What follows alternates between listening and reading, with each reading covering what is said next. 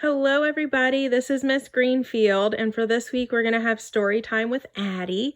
This is Addie. She's one of my dogs. She's a pit bull and beagle mix, and so she'll be joining us for our story time to spice things up a little bit. So this week, our book is on bullying and friendship, and the story is My Secret Bully by Trudy Ludwig. So let's go ahead and get started. Katie is my secret bully. A lot of people would be surprised to know this because they think she's my friend. And she does act like my friend, sometimes, but lately I'm not so sure.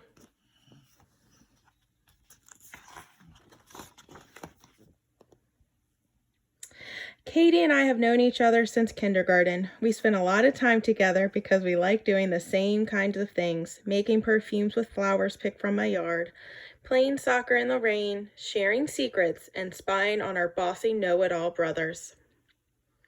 I love being around Katie when she's nice to me, but there are times when she's not. She can be just plain mean, and I don't know why. Any of you had this problem before, where you have a friend that you really love them, but sometimes they're not so kind to you? It all started a few months ago at school recess. I noticed Katie whispering to a group of girls and looking at me. When I went to them and asked Katie what they were talking about, she said, "Oh, nothing, Monica. I'll tell you later." Then some of the other girls giggled like it was really something, and that made me feel bad. The next day, when I was playing with Sarah, Katie grabbed my arm and pulled me away. "Katie, stop it," I said. "I was talking to Sarah." "If you play with her," she whispered in my ear, "I won't come over to your house tomorrow." Then she let go of my arm and skipped away as if nothing happened. But something did happen, and it didn't feel right to me. I wasn't sure what to do. I really wanted to get together with Katie, but I also wanted to play with Sarah too.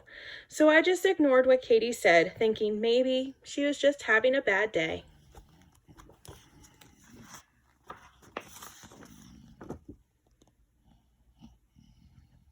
A few days later, I saw Katie playing wall ball with Sarah.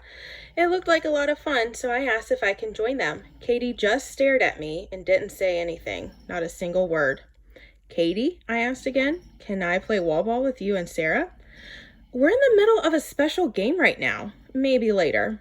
I looked at Sarah, hoping she would change Katie's mind, but she didn't say anything. Sarah just stared at her shoes and pretended I wasn't there, so I walked away, feeling a tight knot growing in my belly.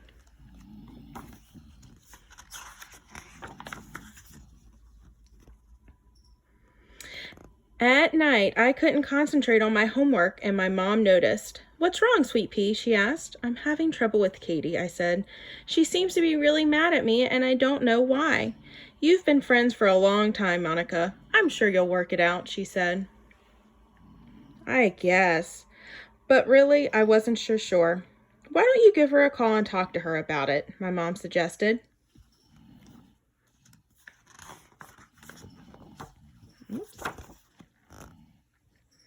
So I did, but when I asked her if she was mad at me for some reason, Katie said, "No, I'm not mad at you. You're just so sensitive about stuff. And, well, I have to do my homework now. See you later." Maybe she was right. Maybe I was being too sensitive.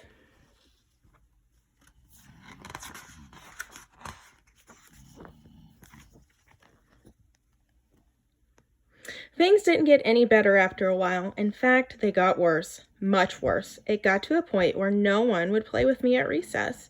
I was all by myself, and there was Katie hanging out with all my other friends, laughing and being all sweet and nice to everyone, but me. Maybe there was something wrong with me. What do you guys think? Do you think there's something wrong with Monica? Or do you think maybe Katie's not being a very good friend? Last month, for the third day in a row, I told my mom that I had a stomach ache and I didn't feel well enough to go to school.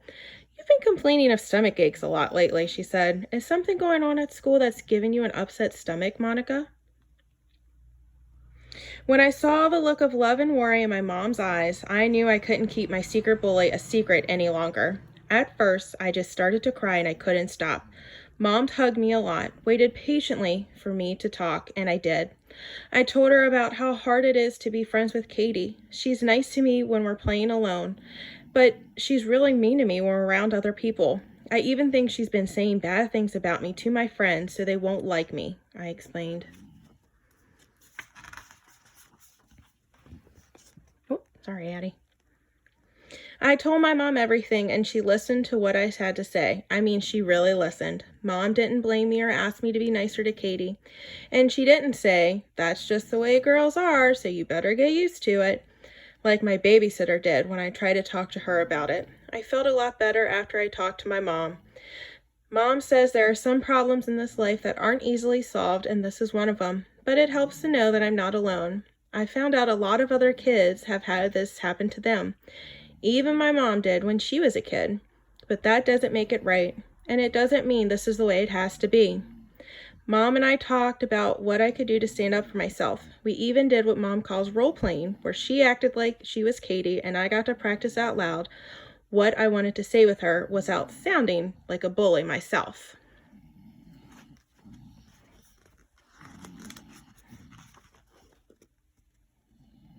So the next day, I was ready. I walked right up to Katie during morning recess, waiting for her to do her worst. She looked up at me and started to whisper to her circle of friends. I stared at her straight in the eyes and I said, "Katie, does it make you feel good to make me feel bad? Because friends don't do that to friends." She turned red in the face and looked away. Right then, I knew Katie could no longer hurt me.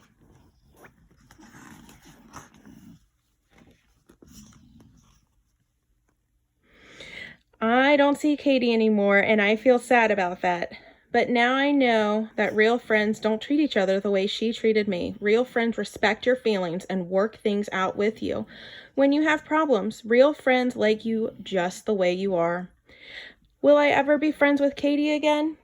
I don't think so. I just want to be around people who really like me.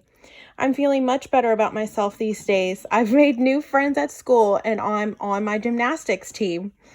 And I don't get stomach aches like I did before. Having a secret bully was eating up my insides. But now that the secret's out, I don't feel bad anymore. It's nice to know that I can do whatever I do, I'll be just fine.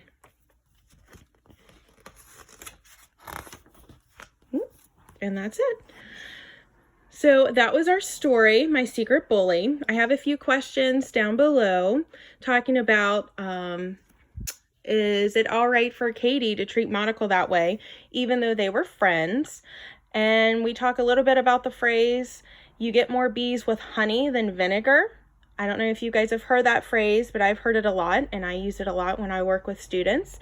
And basically what it talks about is when you are kind to people and you're nice to people, they are more likely to be nice to you and help you out than if you're being mean or rude or kind of standoffish. They're probably not as likely to help you out. So again, My Secret Bully, read the questions down below, comment on the post on Google Classroom where I posted my newsletter. I hope you all are having a great week. I hope you have a wonderful spring break, and I will talk to you all soon. Goodbye.